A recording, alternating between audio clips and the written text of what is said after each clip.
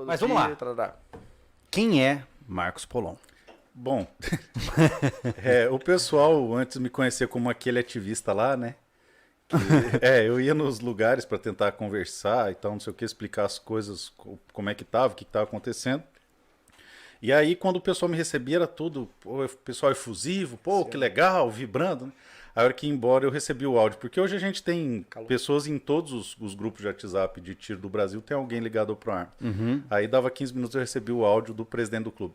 Passou por aqui aquele ativista lá, e daí vinha... Ah, é? Ativista. Ixi. Então eu era conhecido como aquele ativista lá, até me apresentava assim pra sacanear. Mas como é que começou essa história? Porque na época que eu te conheci, isso ainda não era... É tão presente. Que ano foi isso? Que a gente se conheceu? Não, começar essas Do atividades. ativista lá, 2018, mais ou menos. Só o pessoal Aí situar de incluiu- quando começou o movimento pro armas. Isso. O que acontece? Eu sou advogado, me especializei com o tempo em legislação de controle de armas por conta do projeto ProArmas, mas antes eu era especialista em legislação processual, processo civil, direito agrário, do agronegócio, que era a área que eu atuava por conta da nossa região lá de Campo Grande. E aí, o que acontece? No referendo de 2005, que época que mesmo... Quando você se formou, cara? Você lembra? Eu, 2012. 2012, isso. No referendo de 2005, eu fazia aquela campanha armamentista de boca a boca. E tal, não sei o quê. Roda de amigo. Isso, E era fã alucinado do Bene Barbosa, do pai de Lira. Tinha carteirinha de tudo quanto era coisa, e apoiava e tal, não sei o quê. E comecei a fazer aquilo ali. Conforme o tempo foi passando, eu comecei a achar que estava sendo pouco. Estava sendo pouco. E mais ou menos nessa época, ali um pouco mais para frente, eu tomei contato com o sobrevivencialismo, por conta do canal desse cara aqui. E aí comecei a ler e tal, não sei o que, por quê. Aí eu falei, bom, eu não vou conseguir fazer um trabalho do portão para fora. Então eu vou cuidar do portão para dentro.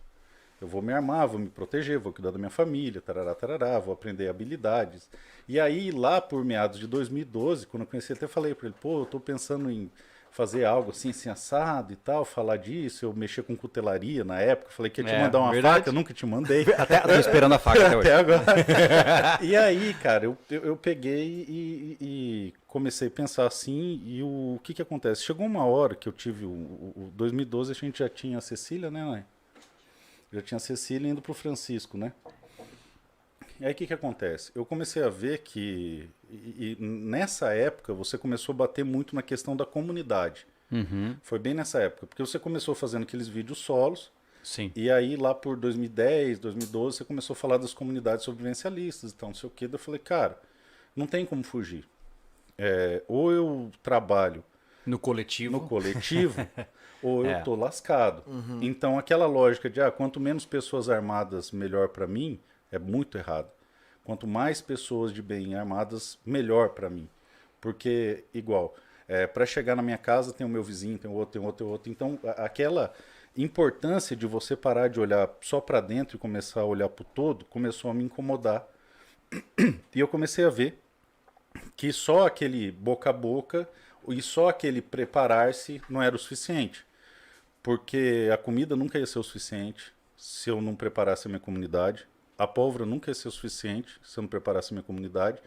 E aí, um pouco mais ou menos contemporâneo com aquilo, você começou a trazer no site os textos do Celco. Aquele lá foi um divisor de águas, né? E aí eu falei, cara, qual que é a M aqui, né? Eu tô cuidando. Pode falar, fica à vontade. Fique à vontade, seja você, Siga cara. seus instintos. Segundo minha filha mais velha, quando minha esposa fala, não fala palavrão. Como, mãe? Meu pai é o rei do palavrão. Porque no meu canal eu fico um pouco mais à flor da pele. Mas o que foi ali no céu? Faltou um senso de comunidade, faltou todo mundo estar numa energia similar. Sim. E aí, o que aconteceu? Quando ciente disso aí, eu comecei a achar pouco. E quando você tem esse incômodo de começar a achar que é pouco, você começa todo dia a querer mais, a dar um passo a mais. E aí, eu identifiquei que um dos maiores adversários da pauta armamentista, primeiro, eu compreendi que a primeira pauta a ser defendida é do direito de acesso às armas. Por quê? E esse é o ponto. Porque o Estatuto de Desarmamento tem um fim muito específico. Tá? Ele tem um objetivo, ele tem método, ele tem modo. E quando eu entendi isso aí, eu meio que entrei em pânico e falei, eu tenho que fazer alguma coisa pra derrubar essa porra. Aí... Tu entendeu que era algo maior que a proibição só. Exatamente. E aí, o que acontece? Eu olhei os players. Bom, quem que são os meus inimigos? São os partidos tal, os políticos tais, as organizações internacionais. Onde eu posso ferir por dentro aqui? Eu falei, cara, OAB, sou advogado. Aí comecei a participar de grupos políticos da OAB, participei de uma campanha de OAB, me tornei conselheiro estadual da OAB, que para o pessoal entender, é tipo um deputado estadual da OAB, vai. Tá. Que é um órgão de classe que tem o presidente do estado, tem o presidente nacional, aí tem os conselheiros federais e tem o conselheiro estadual. Eu era conselheiro estadual. Uhum. Aí criamos uma comissão de estudo de porte de arma ali. E aí eu fui criando um grupo de WhatsApp, criando comissão no Brasil inteiro. E arrumando problema. Aí o que houve? No final da gestão, é feita a chapa de novo. Isso aí em 2015, 2016, 17, né, amor? É feita a chapa de novo para relançar todo mundo.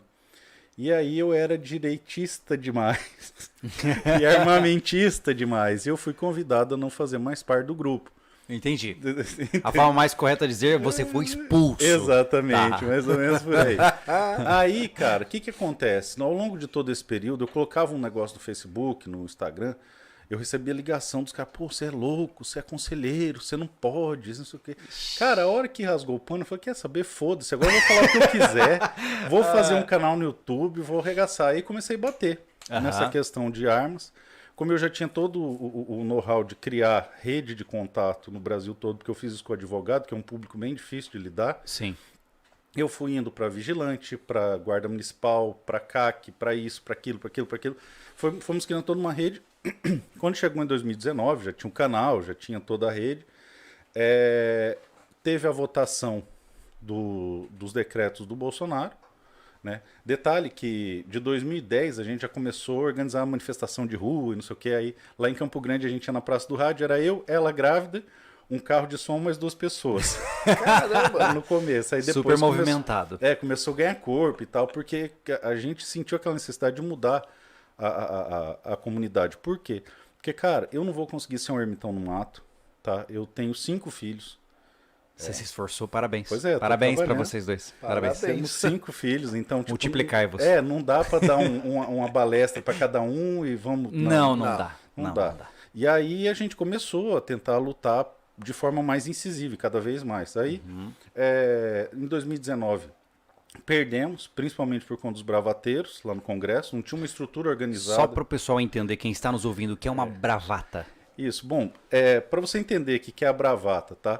Você já foi naquele churrasco de família que tem aquele tio machão, aquele carequinho, gordinho, brabo, cara, sangue no olho. Aí você chega e conta um aborrecimento da sua vida, tipo, pô, fui comprar cerveja, agora o cara me fechou e tal, me xingou, e eu peguei, evitei a briga, não sei o quê, e vim pra cá. Aí aquele que fala, pô, se fosse comigo eu matava, enchi ele de bala e não sei o quê. O cara não tem nem arma. Ele matava. Mas ele é perigoso. Metia bala, não sabe nem como. Bala 7 belo. Mata pra Então, aí o que acontece? Esse cara comprou um celular com acesso à internet. Então agora ele faz isso na internet. Eu vou matar o ministro, vou matar o senador, mata. Se ainda matasse, você fala, pô, cara, é o bichão mesmo. Mas só grita, só. Não, só grita.